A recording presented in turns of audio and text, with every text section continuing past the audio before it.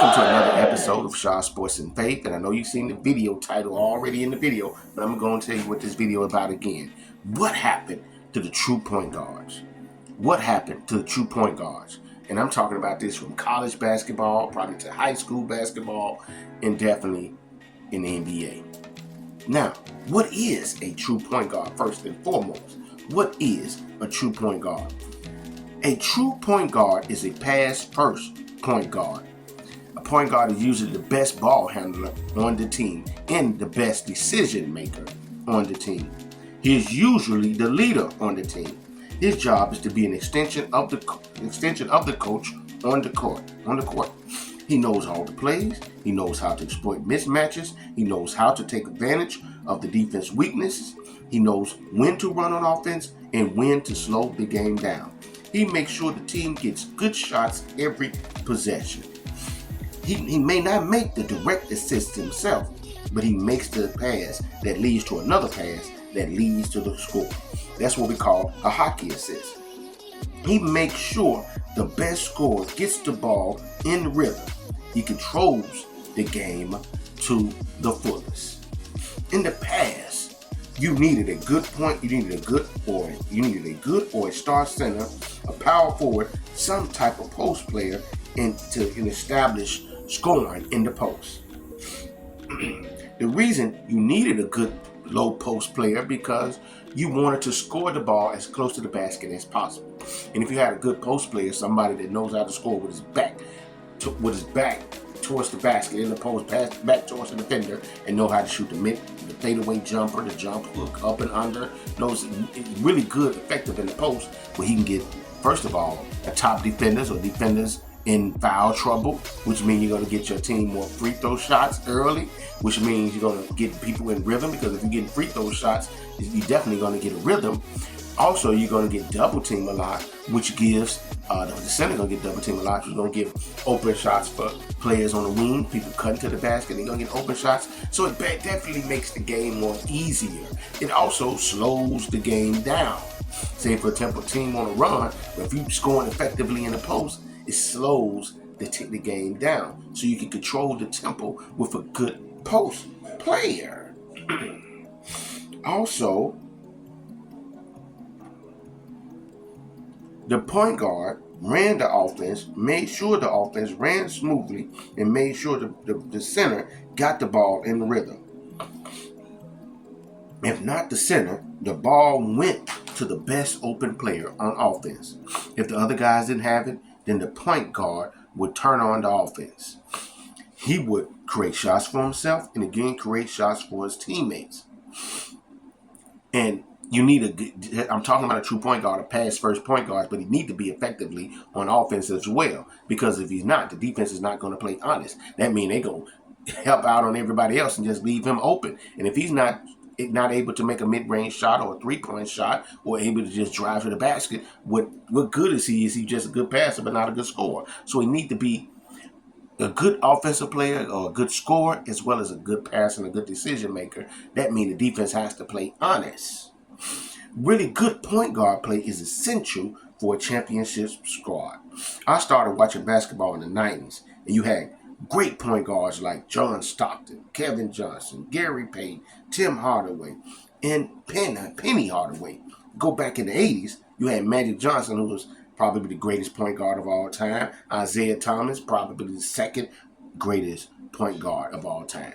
In the 2000s, you had Jason Kidd, Steve Nash, Baron Davis, Andre Miller, Sam Cassell, Tony Parker, and many others.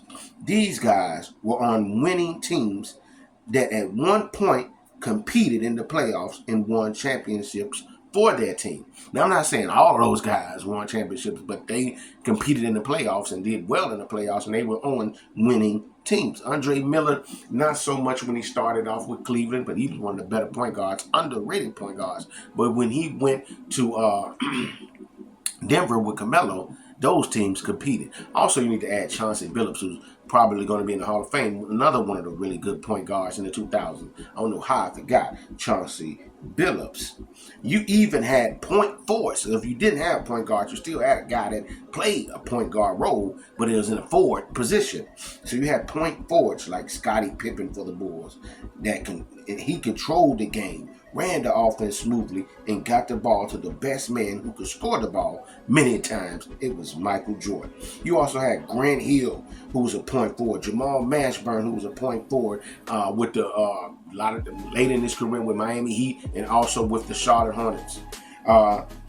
You also had, and then Lamar Odom for the Lakers with Kobe and Pau Gasol and Andrew Bynum. He ran the point forward a lot of times with the Lakers. The teams that won without true point guard play had really good offensive sets created by the coach for teams like the Spurs, who had Tony Parker, who wasn't really a true point guard. He was a scoring point guard, but the Spurs had that pick and roll offense, that moving, study ball movement, and in the post game. So they had really good offensive sets. Same thing with the 2000 Lakers, who had the triangle offense with Phil Jackson, with Kobe and Shaq.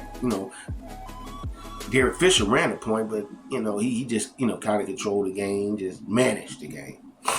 Now, let's get into the evolution of the point guards. Nowadays, point guards are usually shoot first guys and pass second. They're usually long-range shooters that don't usually set up their teammates unless they don't have the shot.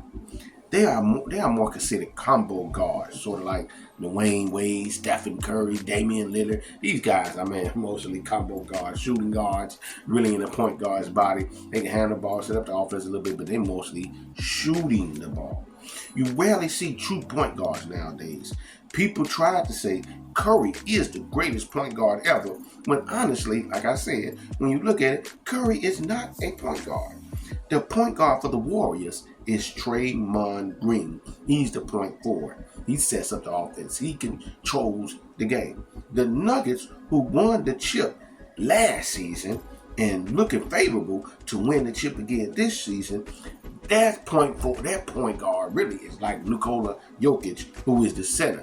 So you can say he's the point center. He controls the offense. You see him bringing the ball up the court. You see him setting up everybody. He controls the game. Murray could run the point a little bit, but Jamal Murray is looking to score the ball. The more the game changes, the more it stays the same. The more the game changes, the more it stays the same. You still need point guard play. You still need good point guard play. You still need a good center or somebody in the post. You still can need that, and that'll help you win championships. The point guard play may come in another position, such as, like I said, the forward or the center, which is Jokic, who plays center for the Nuggets.